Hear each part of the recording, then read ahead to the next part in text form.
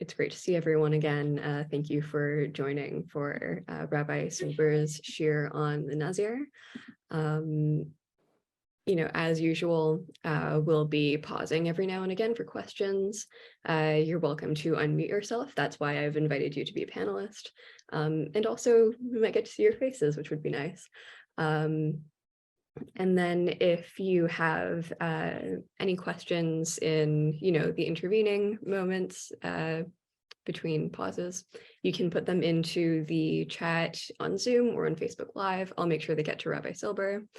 And yeah, I think with that, I'll pass it over to you to start. 1 second. Just 1 second.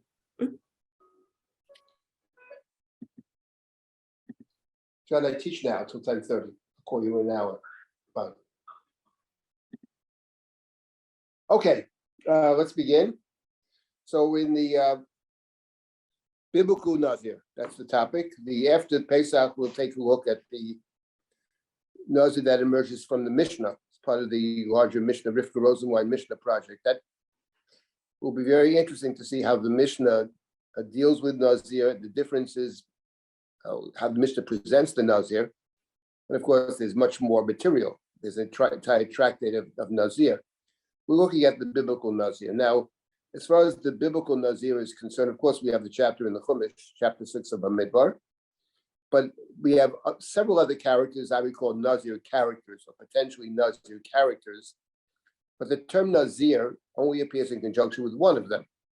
That, of course, is Shimshon, and the Torah has dedicated, the Tanakh has dedicated 4 chapters, which is a lot, to Shimshon, is one of the more interesting characters of the Bible, certainly unusual.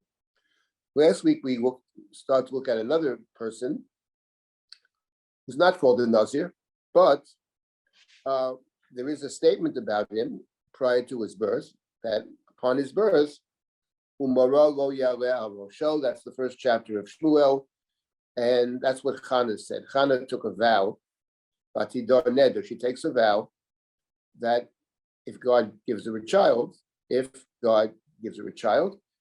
she will dedicate the child to God. One verse in the first chapter of Shmuel, and then she adds at the end, Umara lo yaleh al rosho, no razor shall touch his head. Presumably that means he won't be taking haircuts. Now, of course, the one we identify with not taking haircuts, the person would be Shimshon, and the Torah makes the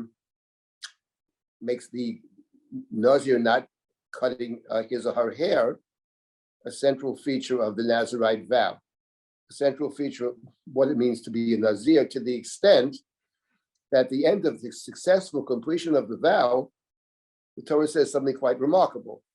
The Nazir at the completion of the vow, you may remember, brings 3 sacrifices. And a chatat, typically translated as a sin offering, though it may not be a sin offering. Then we have the burnt offering, the olah, and then there's a shlamim, peace offering. That is the sacrifice that both the priest who brings it and the person that brings it partakes of eats it, part of the sacrifice. But the Torah says, remarkably, that this particular sacrifice, we didn't delve too deeply into it. I think in the Mishnah piece of this, we will once again get the Chumash and see how the Mishnah deals with it. But at the end of the successful completion of the Nazarite vow, at the end of chapter 6 of Bamidbar, it says that the Nazir brings 3 sacrifices, and then the Nazir cuts his hair, and the hair is placed in a pot upon which the shlamim tachat zevach underneath the peace offering sacrifice. There's some connection between the hair that's cut off and the sacrifice. In some sense, one might say that the Nazir is sacrificing part of herself or himself. It's presented in conjunction with the sacrifices. So clearly the hair is very significant. And of course, the character of Joseph that we spoke about, whom the Torah in 2 different places refers to as a Nazir. We talked about that, I'm not going back to that. But the image of Joseph, which is found both in the blessings of Yaakov at the end of the book of Bereshit, in chapter 49, and the end of the Chumash, in Zot HaBracha, when Moshe blesses the tribes. In each case, they speak of the head of Joseph, Kod Nazir Echav, the head of the one who is separated from his brethren. And not only that, in the book of Dvarim, it goes beyond that, because the tribe of Joseph, there is no tribe of Joseph. There are two tribes, there's Menashe and Ephraim. But when Moshe describes in Zot HaBracha, the tribe of Joseph, it says Joseph's like an ox, his horns are like the horns of the Re'im. And with these horns, Joseph will be able to gore nations. Behem rivavot Ephraim, behem alfei Menashe. That's the verse in Zot HaBracha.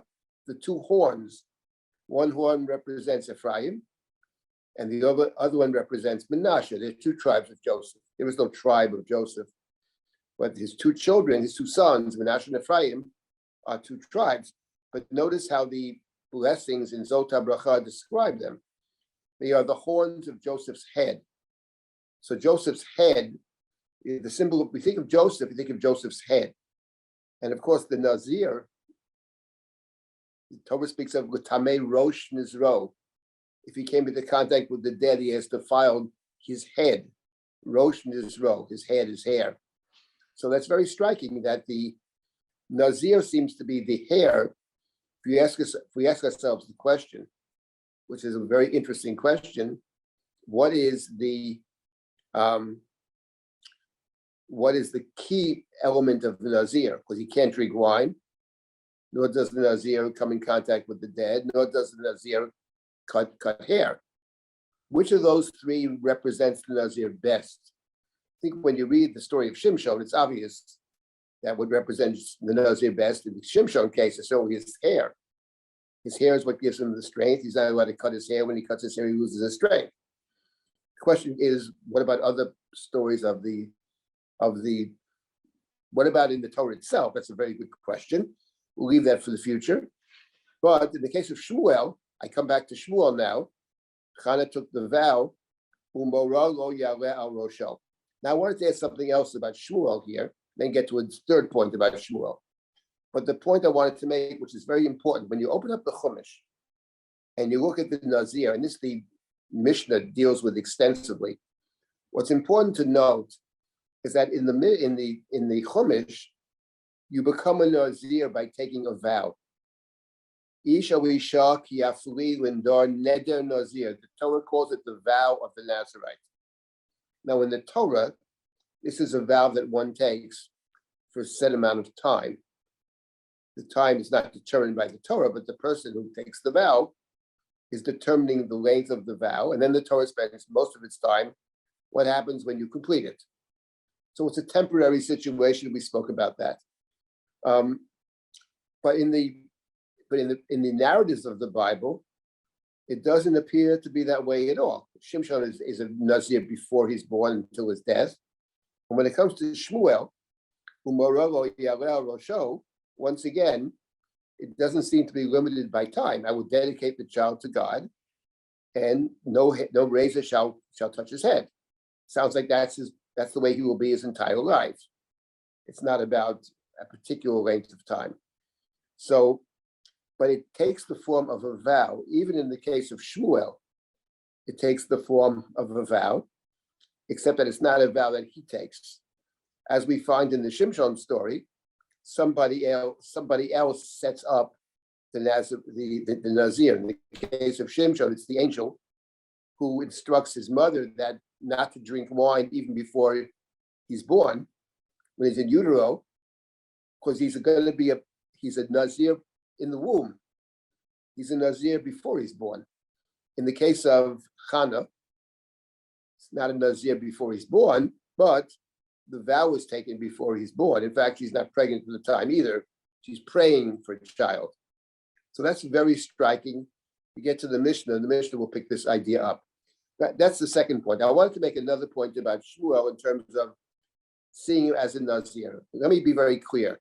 The book of Shmuel never suggests he's a Nazir. I mean, yes, she does say no razor shall touch his head. But in the stories of Shmuel, there is no sense, at least no sense that I have in the stories of Shmuel, that the practice of a Nazir is irrelevant. It's not like Shimshon. In the case of Shimshon, the practice is relevant. That's the whole story. It revolves around his hair. If his hair is cut, he loses his strength. When it starts to grow back, he begins to regain his strength. We spoke about that. It's not just the hair, obviously, but it's presented in terms of the hair. The hair represents the fact that Shimshon is a Nazir. But when you look at the story of Shmuel, in the great book of Shmuel, at least as far as I can see, there's no direct sense of Shmuel being a Nazir.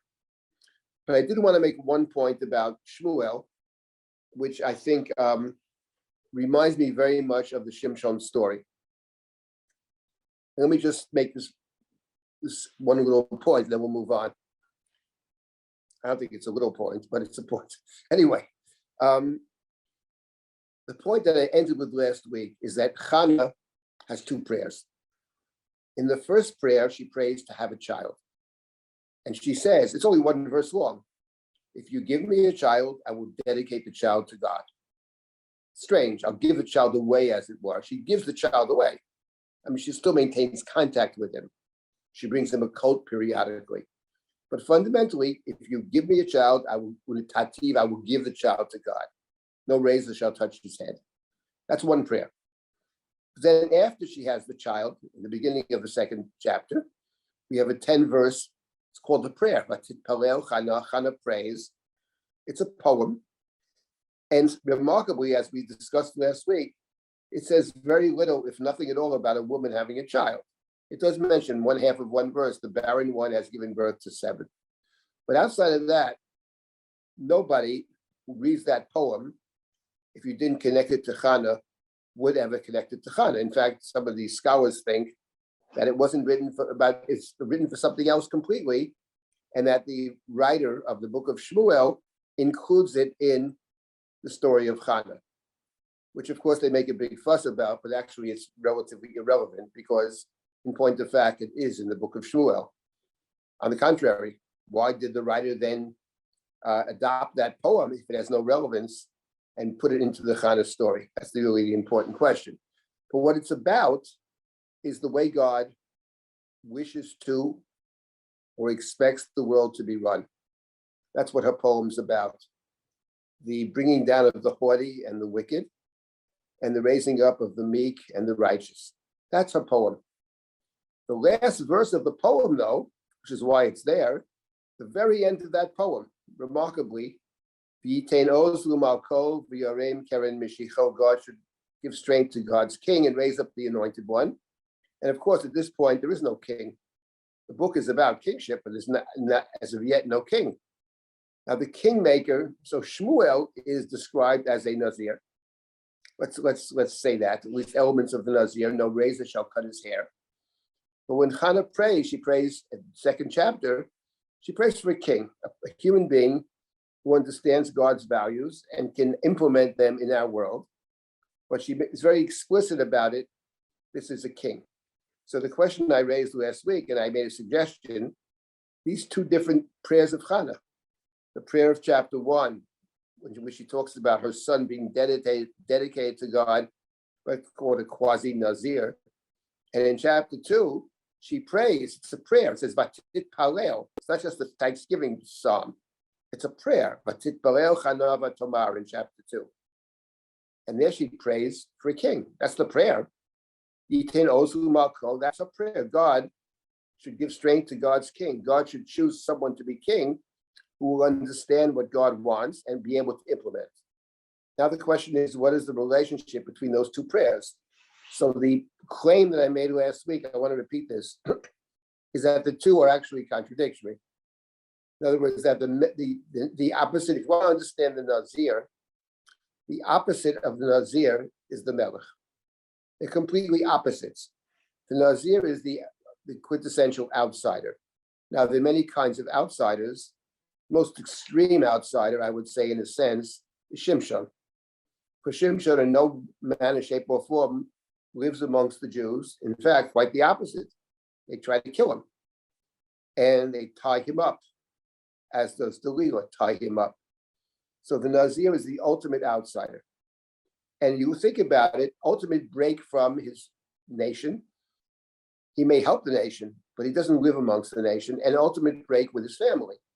And that's reflected, I pointed out, in one of the main rules that the Torah has concerning the Nazir, namely, he may not come in contact with any dead, any corpses, including his own family, including his own parents. He's not allowed the tamei lahem. That's what the Torah says, like the high priest. He has a separate mission. The high priest, of course, represents the Jewish people. The Nazir is the opposite, but they have something in common. They have the rules, the strictures of the high priest devolve upon the Nazir as well. The melech is the opposite, as is the priest. The melech is a role. It's an institutional role, as is the priest. The melech, it represents the people. The Torah makes it very clear. You can't choose a king, says the Torah, from afar. In chapter 17 of Devarim, when it talks about the rules of the king. It doesn't really talk about the role of the king, but it talks about the rules of the king. So the idea that the Nazir may not come in contact with any dead, no funerals, not even his own parents. And you see this in the Shimshon story too, by the way. The emphasis in the Shimshon story that he doesn't tell his parents the truth. Parents say, "Why do you want to marry a Philistine woman? Can you find a Jewish woman?" And Shimshon, they don't know. This is from God. He seeks some kind of pretext to Anahu Muvakesh. He doesn't tell them. He encounters the lion with a beehive inside the lion. He doesn't tell his parents. When his wife, first wife, says to him, "Tell me the riddle," they're pressuring her to tell the riddle, threatening to kill her, actually. Tell us the riddle. He says to her first, "I didn't tell my own parents. I'm going to tell you." In other words, the idea that he is separated from his parents is something that appears very often in the beginning of the Shimshon story. And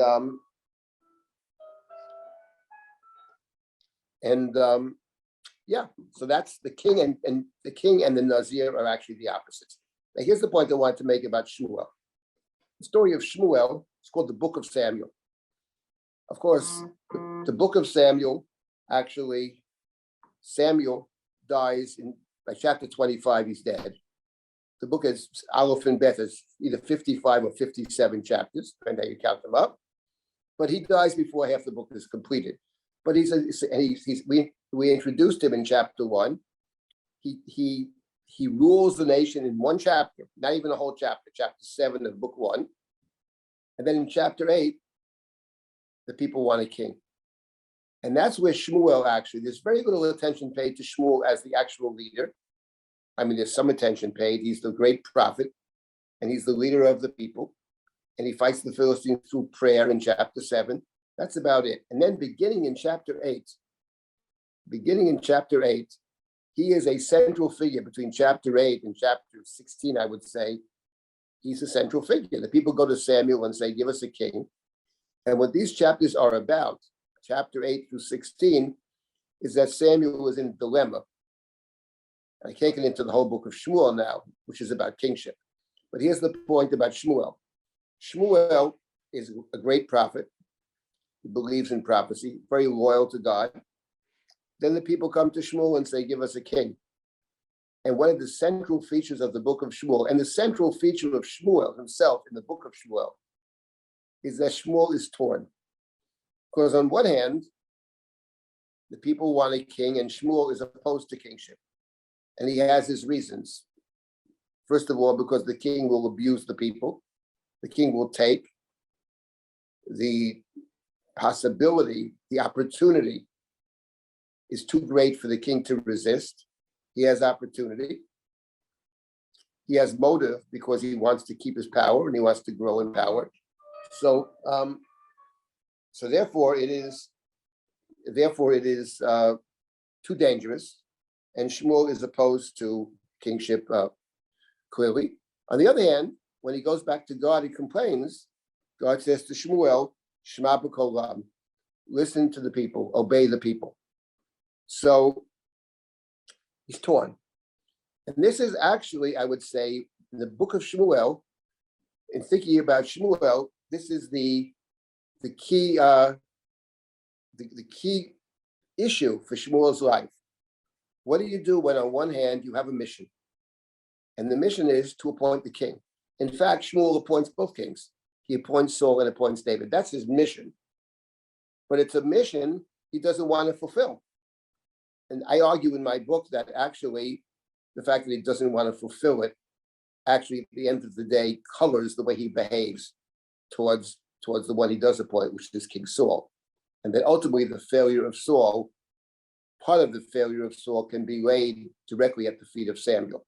But my point is that what's interesting, I think, here is if we think about the character, for example, of Shimshon, the Nazir. The Nazir, how I represented it, is a poem there, Samson Agonistes. Basically, on one hand, he's the ultimate loner because he can't be with his people, can't be with the Jews, and he can't be with the Philistines. I mean, he operates within Philistine society. He just uses them, which is his mission. But the problem is that precludes any kind of human intimacy. And when he gets into deep trouble, actually, Shimshon, his downfall, one might say, is when he falls in love. That's chapter 16. Now he has poor taste in women, that is sure. But he falls in love, and that is the inner struggle of Shimshon. And my point is that the outsider has struggles. In the case of Shimshon, the struggle is, can he in fact maintain his intimacy with God in light of the fact that he falls in love with someone who is quite the opposite of God, who is part of the Philistines, who are God's enemies in the Shimshon story. In the case of Shmuel, I argue that Morolo Yalel Rosho, actually, the significance of that for the Shmuel narrative is that he's the opposite of the king. Nazir and Melech are opposites, and this plays out in the story in a most significant way. True, there's no specific mention of him being a Nazir, so then why mention it altogether? Why does the book of Shmuel mention it? She has one sentence about her prayer, and she says, I want my son, no razor shall cut his hair. So it is relevant because since the book is about kingship, and Hannah herself prays for a king, but now we have a problem that the one who is going to be setting up the kingship, as it were, people go to Shmuel, you get for us a king. That the one who is supposed to set up the kingship is the person who is diametrically opposed to kingship. And therein lies great tension within the Shmuel story, which has all kinds of interesting implications. What do you do when you have a mission? Doesn't actually, one might say, he doesn't want to fulfill the mission. And there's several reasons for it. He believes truly that it's not in the best interest of the people or of God to do this. On the other hand, God says, listen to them. God says, Shema b'kolam. And then he has a personal motive. He has his own children, whom he appointed as judges. They are utterly corrupt, but he doesn't necessarily see that. So we have in the great book of Shmuel, in terms of the character of Shmuel, therein lies the tension, the inner tension within Shmuel. At the end of the day, it's not a story, in my view, the book that has a happy ending. At the end of the day, the downfall of Saul is also the downfall of Shmuel. And among other things that I discussed, and I've mentioned this several times, and I'll stop you to this point and take comments or questions, but it's very striking that in the story of the downfall of Saul, and we read this very recently in Shabbat Zachar, the Haftorah for Parshat Zachar is taken from the book of Shmuel. It's Saul's failure to destroy Amalek, and Saul loses the kingship. At the end of that story, famously, Shmuel is walking away from Saul, and then it says, he grabbed onto his coat and it was torn. So the plain reading of the text is Shmuel's walking away, and probably Saul maybe grabs for Shmuel, or maybe Shmuel himself tears his coat. And then Samuel says, God has torn away the kingship from you and given it to your friend who is better than you. And among many other things to say about the story, what is rather remarkable is that the symbol of Saul's downfall is the torn coat. But the torn coat isn't Saul's coat. The torn coat is Samuel's coat. And the point that I've made several times is that with the downfall of Saul is the downfall of Samuel, because Samuel tries to control Saul. When it comes to Saul, Samuel sees himself not just as a partner, but as a majority stakeholder. He's going to tell him everything he has to do. And he doesn't leave Saul the freedom to do what Saul has to do. And then the next king of Israel, David, is an autonomous king. David has a prophet in the court, but the prophet never tells him what to do. The prophet corrects him after he's made mistakes, yes, but doesn't tell him what to do. So to come back to my point about Samuel the Nazir, the claim I'm making is that, yes, on one hand, it doesn't seem to play out in the story at all. There's no story about his hair, cutting hair, drinking wine, coming into contact with the dead, or any of that. But there is something else about it, which is the character of the Nazir, as I understand it, namely the outsider, and which is particularly interesting in terms of his role, which is to appoint the ultimate insider. And therein lies the great tension within Shmuel, and one of the many great issues that the book of Shmuel raises. Now, let me stop here for a moment at this point. And if there are any comments or questions, I'll take them now. And then we'll move on to another character who actually the Mishnah sees as one of the primary Nazirim. It's very interesting because in the text we don't see it, but I have some suggestions. Okay, are there any comments or questions?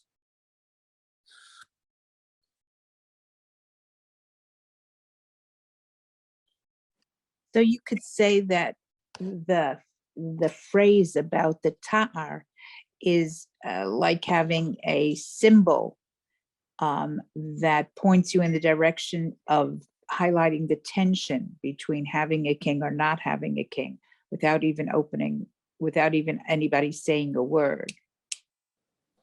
Right. I mean, Hannah's initial prayer, look, the point of the book of Shmuel is this, that the way the book begins, the book is, when you read the book of Shmuel, we always have to keep in mind two things.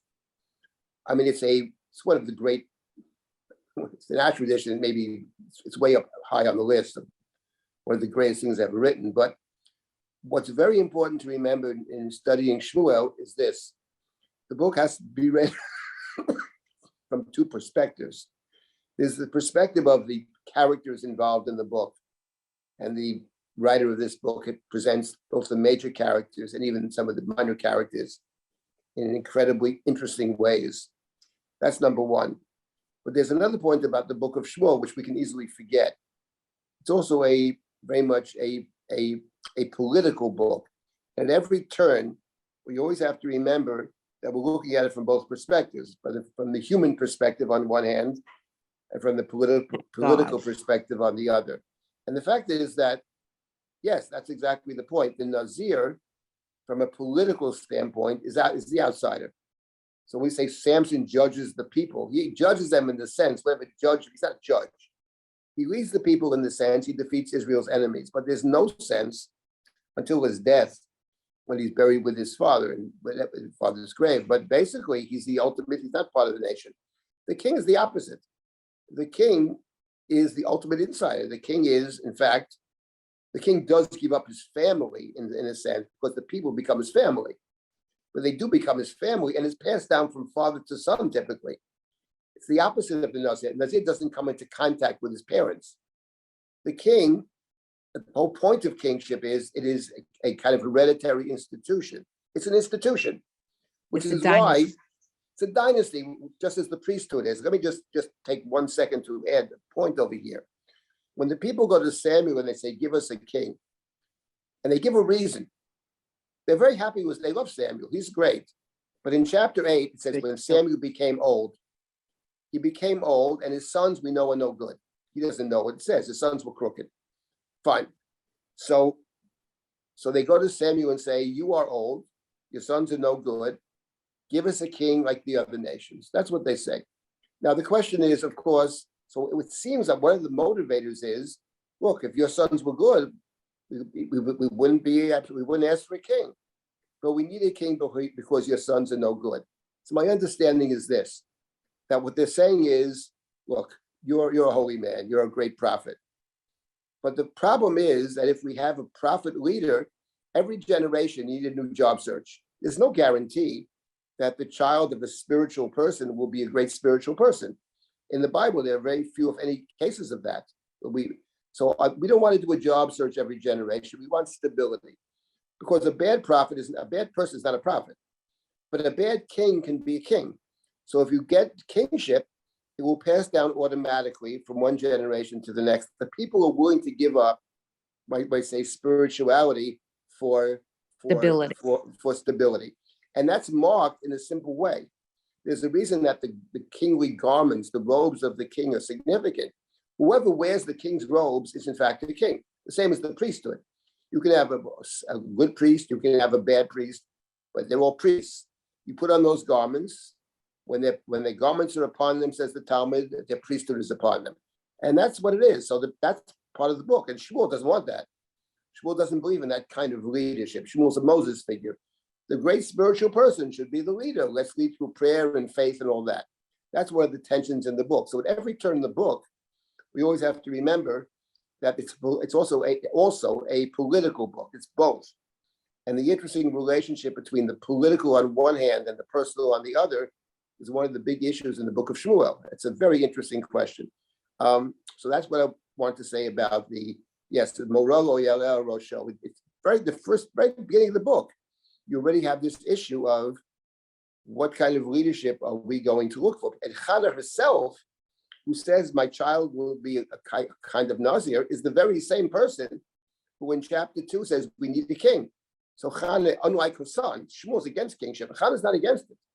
Her prayer suggests she very much prays for it. That's her prayer. She wants to have a king, but king has to represent God's values. Hannah believes that's possible. Shmuel believes it's not possible. He believes the king, by definition, must become corrupt. As he says explicitly in chapter 8, he will take, he will take, he will take, he will take, and he will take. And then you'll complain, too late. And then later on, he says more than that. You have a king. God is your king. So it's also a heresy. It's also idolatry of sorts for Shmuel. And this is the guy who's supposed to work with the king. Well, he can't work with the king because he's against the king. At the end of the day, it's a failure. And the failure, in my view, can be laid at the feet, not just of Saul, but I think primarily at the feet of Shmuel. But that's one of the themes of my book. Anyway, okay. Anybody else for a comment or question? Yeah. Is it possible that there is a kind of an evolution of the concept of Nazir from Chumash to Shimshon to Shmuel, in the sense of not having a lo yalamura al rosho is an allusion actually to Shimshon, to say he was a warrior. My son, even though his hair is not going to be cut, is not going to be a warrior. As you said before, when he is king-like, he fights the Plishtim through prayer. So it's a kind of a saying, it's an evolution of Nazirut, because how do you serve God without it becoming something that turns on you? And I'm not sure. I'm just sort of playing. No, I think let's say this. First of all, the first point you make, that the story of Shimshon and the story of Hannah are deeply related to each other, I think that's clear. When we spoke a little bit about it last week, there's more to say about it, even to the degree that when Eli says, "You drunken woman, get out of here." I'm not drinking, she says. I don't drink. On the contrary, it's what comes out of my mouth. My soul is being poured out in my prayer. So it clearly is a contrast, I would say, between Mrs. Manoah, who doesn't pray for a child, and Hannah, really the first woman who prays for a child. Our husband isn't interested, but she is interested. There's certainly kind of evolution, as you call it, in that sense. And I also think the Mishnah, when you get to the Mishnah places Shmuel. The last Mishnah in Masechet Nazir is about Shmuel. So in other words, and Shimshon is, I'll have to get into the details. Shimshon is sort of, if not bypassed, minimized in the Mishnah, and the Gemara also. The Gemara's Mishnah is bothered by Shimshon as a model.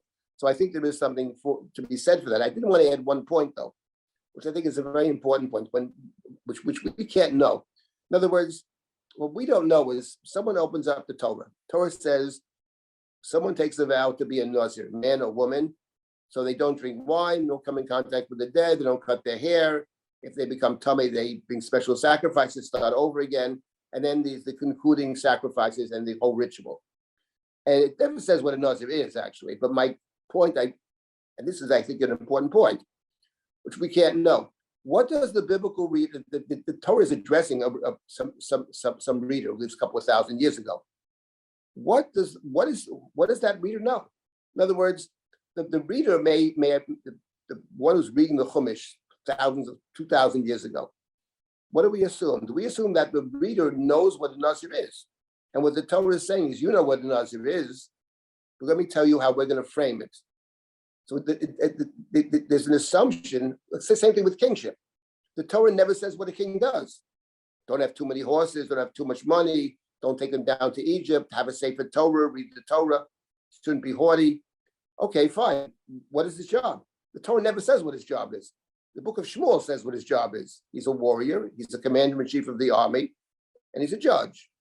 He runs the judiciary or whatever it is. So that's what the Torah says. That's what the book of Shmuel says, but the Torah never says. And my point is, but what does that reader know? Clearly, there's a lot of things that the biblical reader knew that we don't know. There's a whole bunch of, remember, I presume most of the Torah is responding not just to written texts of the ancient Near East, but to oral traditions. And we have no idea. The brother of Achot Tuvokai and Tuvokai's sister was named Naamah. We read this, we say, what does that mean? But maybe the person reading this knows a lot about Naamah. Maybe there are 100 stories about Naamah, which the Torah doesn't spell out. But yeah, but the assumption is that the reader knows it. So this is a very good question. What does the reader know? So in terms of the evolution, when the Torah says about the Nazir, what is the assumption? Is the Nazir a warrior? Is the Nazir a saint? What is the Nazir? It's very hard to figure this out. But I will agree with you certainly that the Mishnah certainly sees that way. The Mishnah has more of a focus on Shmuel than on Shimshon, despite the fact that the only real Nazir of the Bible is actually Shimshon. But Shimshon becomes, and we'll talk about this at length, what the Mishnah and the Gemara do with Shimshon, which is extremely interesting. So we'll have to park that. But thanks, that comment is an important one, and we will try to deal with your question about evolution, etc. And it comes up in terms of how the rabbinic tradition chooses to see the Nazir and the differences. My focus now is just on the biblical people we call a Nazir. When you get to the Mishnah, then we raise your question, okay, what does the Mishnah make of all this? Or how does the Mishnah see the Chumash? Why doesn't the Chumash tell you what a Nazir is? That's a good question, Okay, but we'll get back to that. That's a very central question. Okay, let me make two other points now about the biblical Nazir. Again, it doesn't say the word Nazir, but this is interesting in terms of the Mishnah. I'll just mention this one point. The Mishnah in Tractate Nazir, it's a whole tractate, and the Mishnah distinguishes, well, actually, the Mishnah has three kinds of Nazirim, but let me mention two. There's the Nazir in the Chumash, who takes a vow to become a Nazir for a set amount of time, a limited amount of time. And at the end of the completion of the vow, there's a whole ritual, a bunch of sacrifices, cutting the hair, etc. That's what the Chumash says.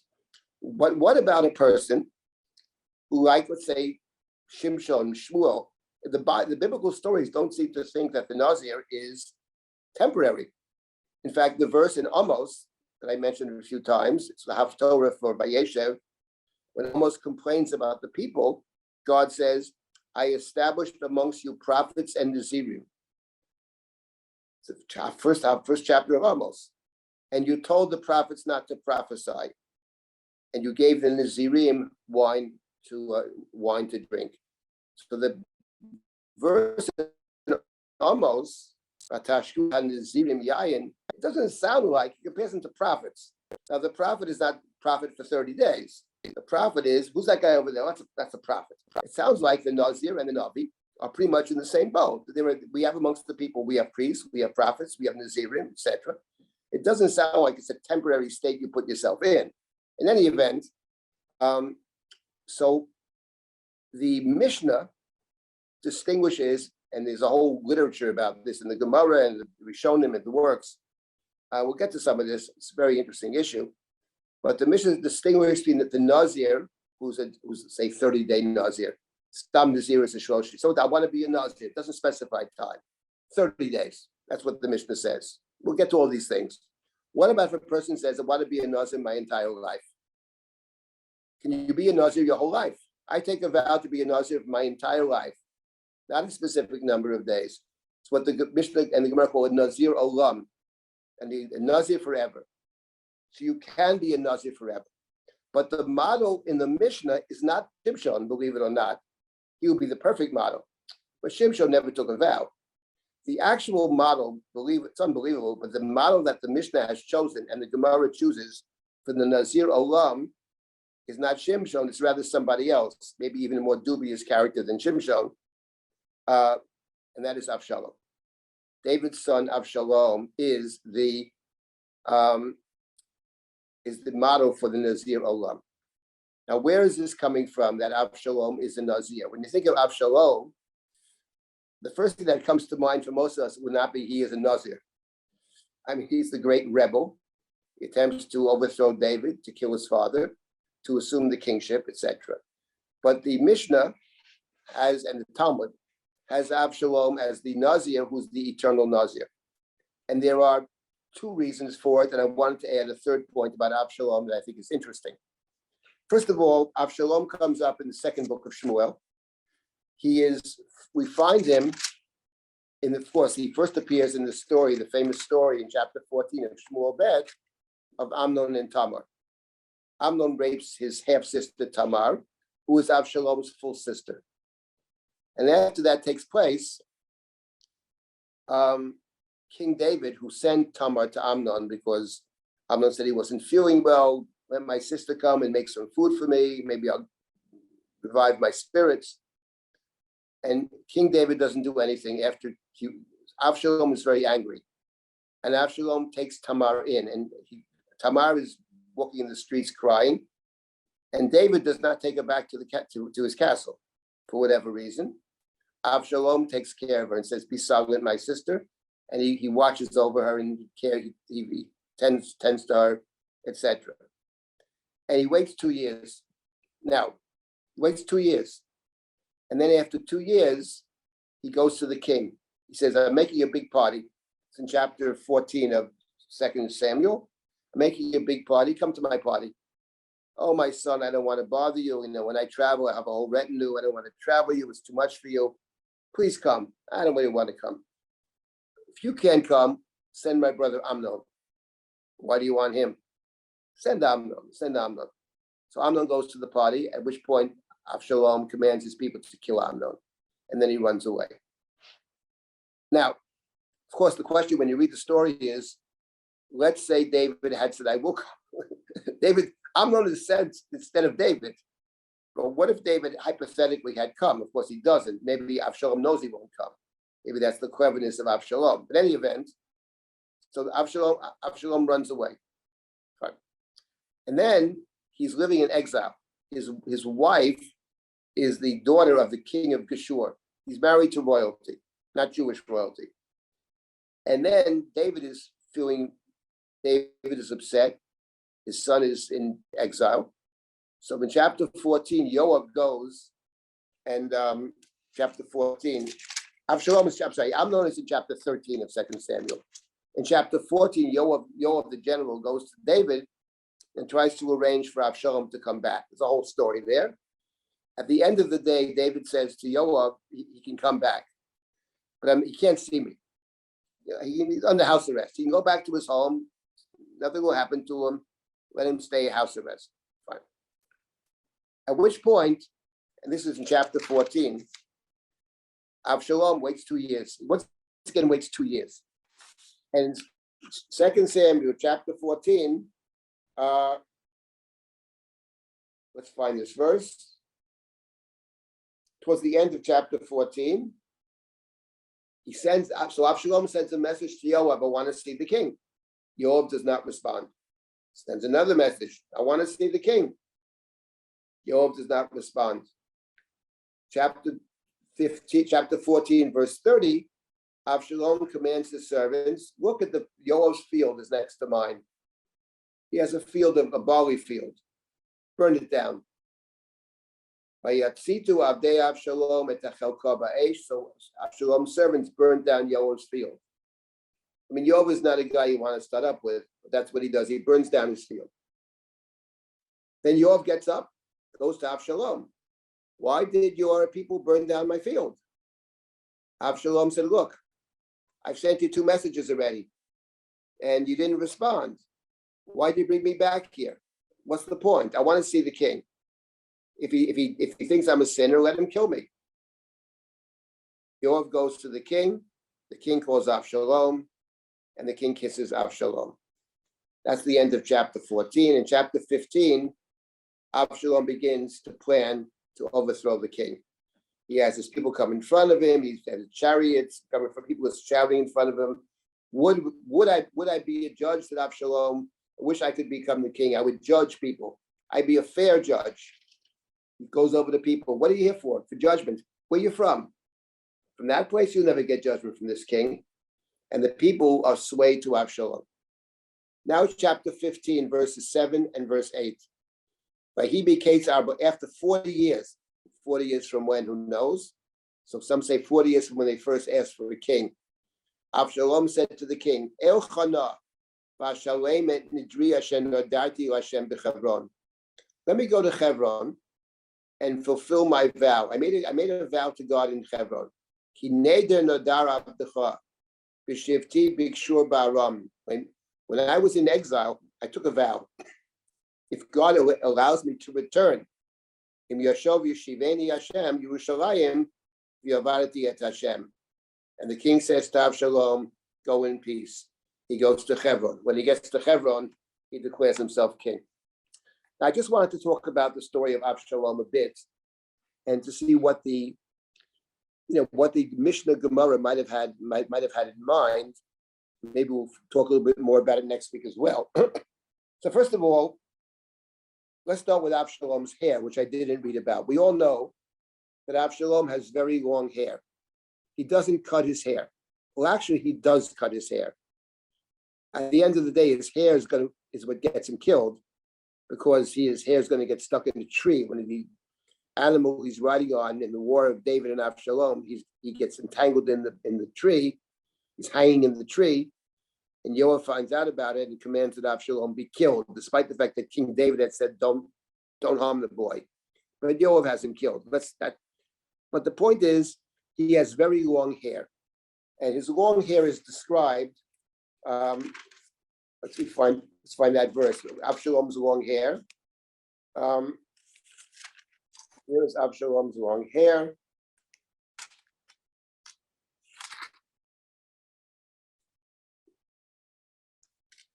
Where's the first mention his long hair? Who can find his long hair? I believe it's in chapter 16. Let me see.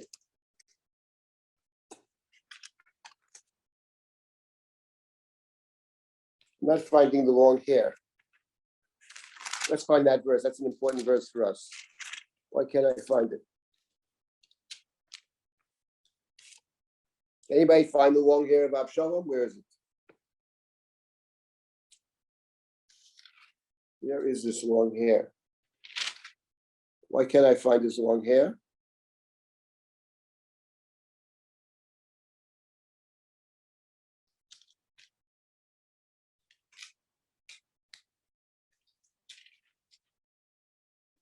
If I can't, give me 30 seconds to find this, otherwise I'll tell you what it says. No, it says it's in chapter 18.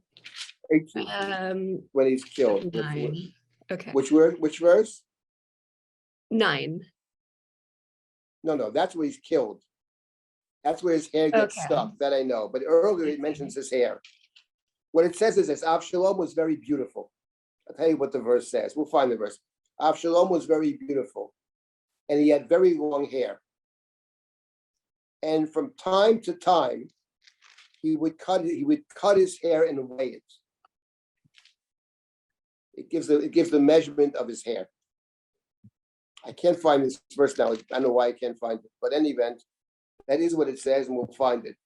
He had very long hair. He's very beautiful, very handsome person. Most handsome person with very long hair. He would cut his hair from time to time, and he would weigh his hair.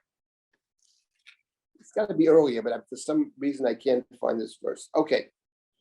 I don't know why I can't find it. My mistake. It's here. We'll find the verse. It's an important verse for us. So here's the point. The fact that he has very long hair and doesn't cut it. He always cut, but he cuts it periodically. So It's the in Mishnah, it's in chapter 15, I think, pasuk 30, 30 or 31. I'm seeing it. 14. Chapter 14, right? I'm sorry. Chapter 14, where is it?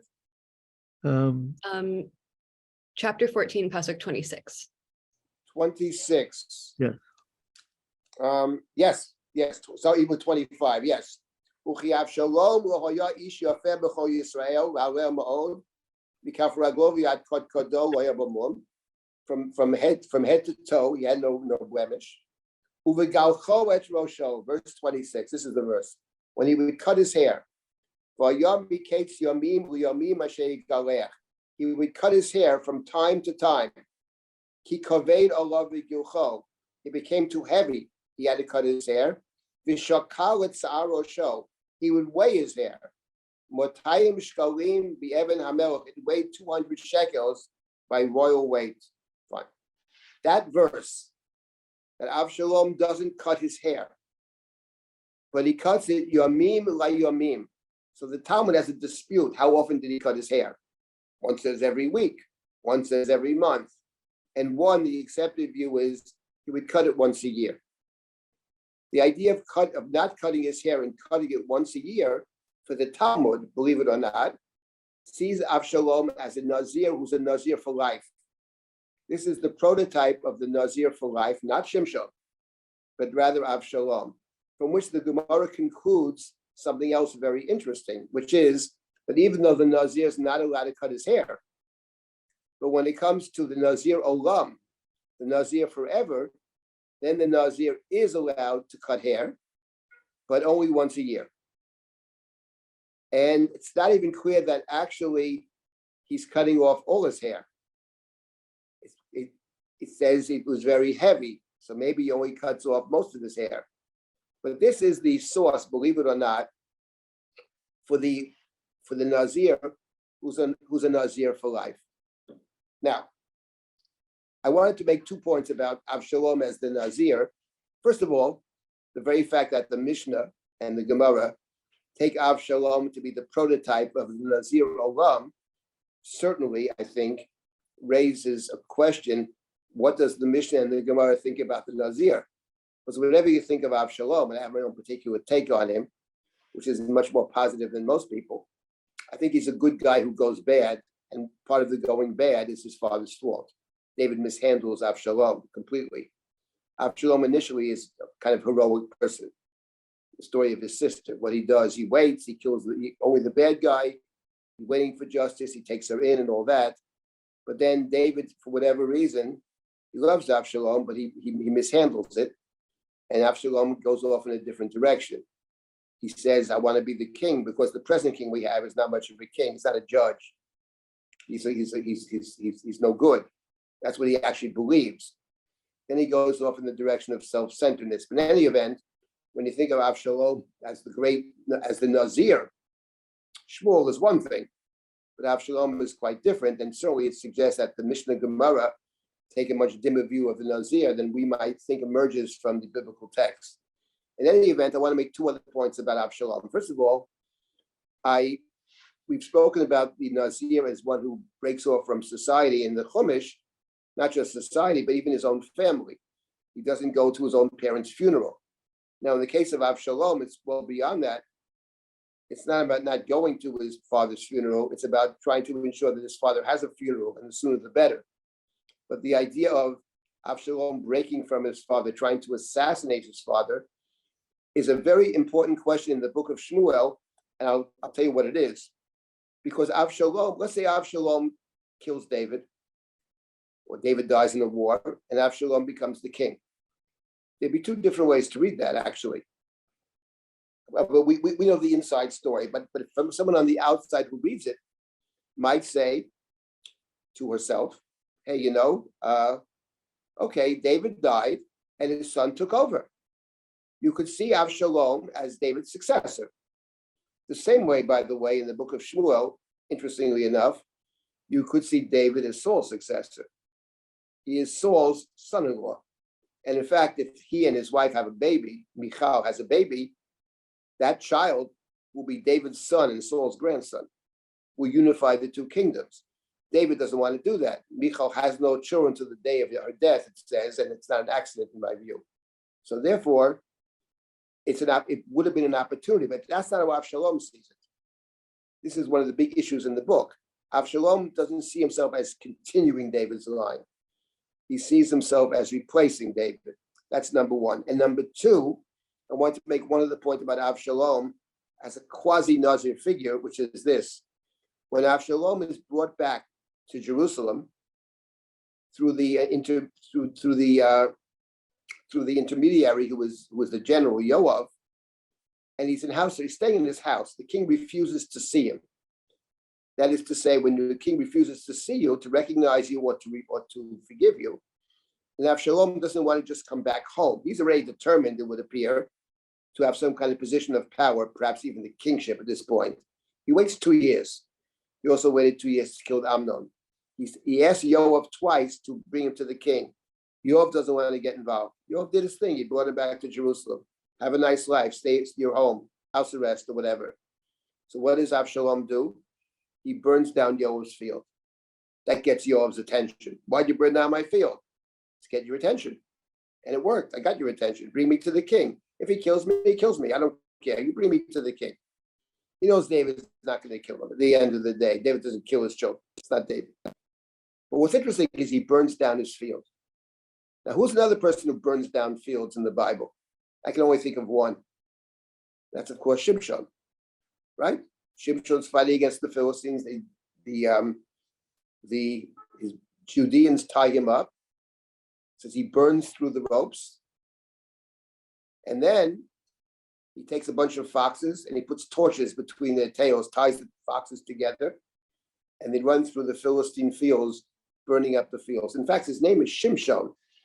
In Shimshon, we have the word Shemesh, heat, light, heat. That's what Shimshon represents. So in the case of Avshalom, it's very striking. You have the long hair. You have the person who is opposed to his father or breaks from his father. You have the fire imagery, and you have something else with Avshalom also, which I started with this in chapter 14. He goes to the king, and he says to the king, listen, I want to go to Hebron. I took a vow. I took a neder, he says. That if you bring me back, I want to repay my vow. Says David, go in peace. Words that I'm sure he would regret now, but go in peace, my son. So the point is, we also have the vow and the neder. So we have the neder, we have the hair, we have the fire imagery, we have the breaking with the father. So in that sense, yes, one can say that Avshalom is a kind of Nazir figure. The word Nazir is never mentioned, of course, from which the Gemara actually derives certain halachic principles about the Nazir who's a Nazir forever. He is allowed to cut his hair, or maybe to lighten his hair from time to time. It's a whole discussion. Maybe when we get to the Mishnah, we'll talk about that. So that's another, I would say, another Nazir character, not a Nazir. He never says the word Nazir. Now, is it also possible that he's a Nazir character because in chapter 15, when he says ki neder nadar avdecha, it's v'avadati es Hashem. In other words, that his neder was to serve God, as the biblical Nazir is to be like the Kohen. yeah, for sure, absolutely. That's what the Gemara picks up as well.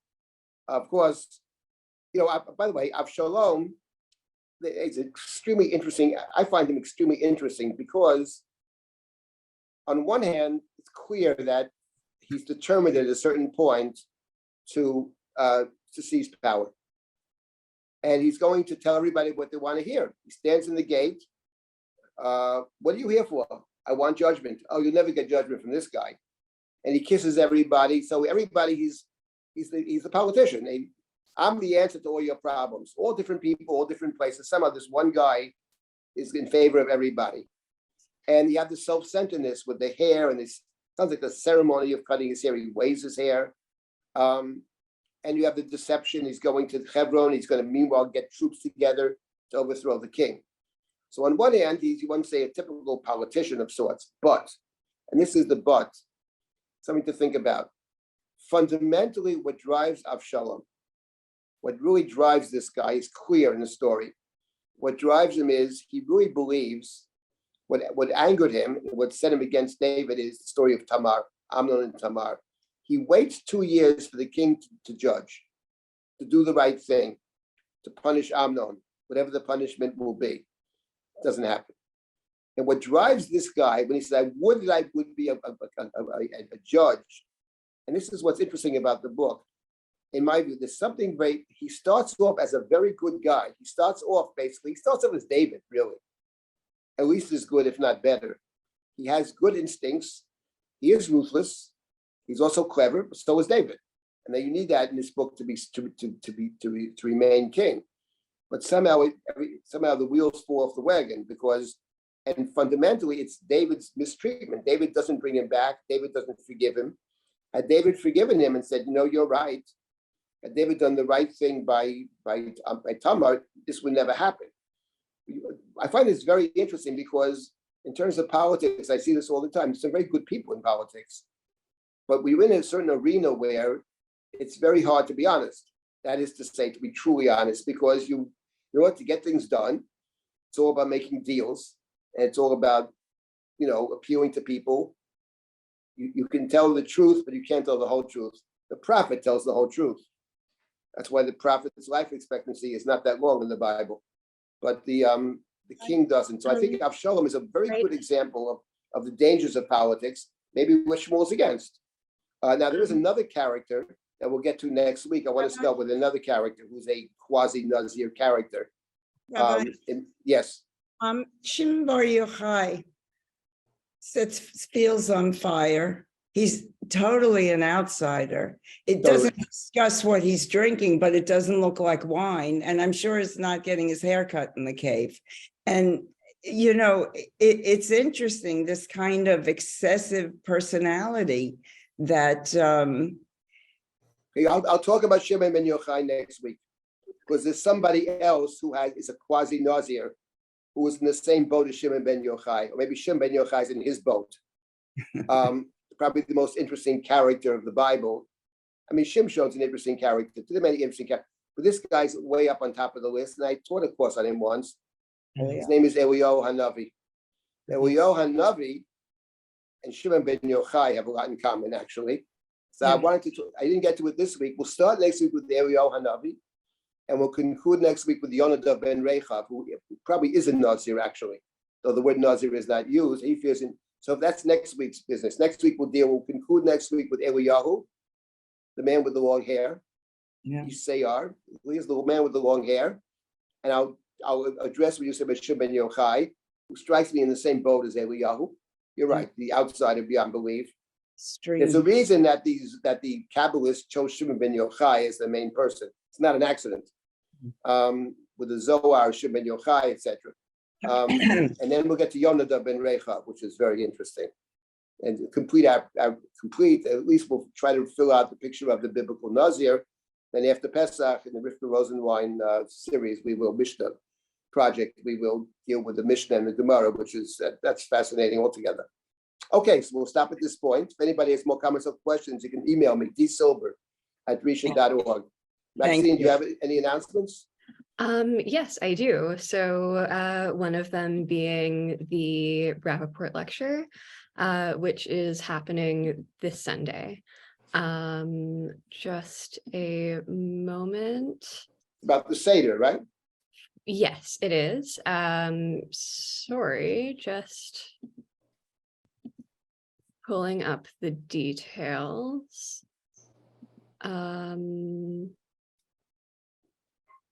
Just a moment. If I may add, he wrote a fascinating book on the Seder. Right, it should be very interesting. It should be a very interesting lecture. The Seder within the Seder. Mhm.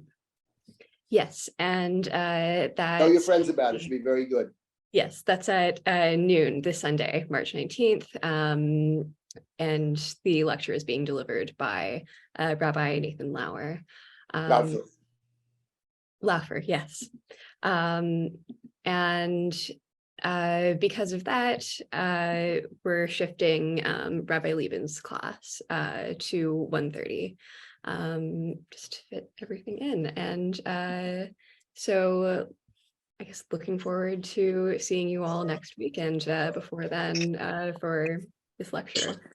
Can I interrupt just for a moment? This is Sure. Sandra Rappaport, and our family is sponsoring the Rappaport pre-Pesach lecture. It's the 24th lecture, and we've been doing this for almost a quarter century. And David Silber is instrumental in helping to set this up and make it happen year after year. And we've worked collaboratively to get wonderful lectures, setting us up for the Pesach holiday. So I'd invite the public, everybody to come. We've had fabulous responses year after year.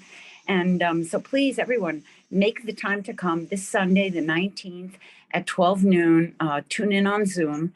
But you need to register. It's free of charge. But in order to receive your Zoom link, you need to register with Drisha. So I invite you all to register, to come, to enjoy it, and get us ready for Pesach.